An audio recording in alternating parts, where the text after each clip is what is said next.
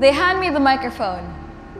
As my shoulders sink under the weight of this dress, the woman says, the 1 millionth refugee just left South Sudan, can you comment?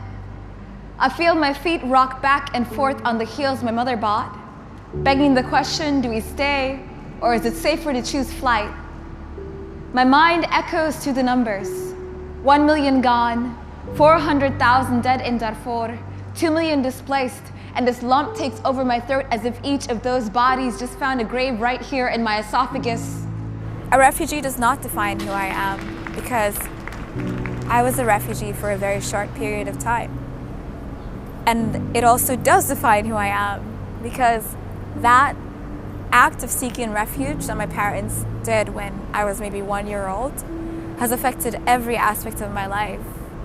I think it's really important to push back against the kind of violence that leads to people having to leave their homes and come to the borders in the first place. If we're creating a world in which a person who needs help is shut out by imaginary lines, I don't think it's conducive to a real future, and it's not going to last very long.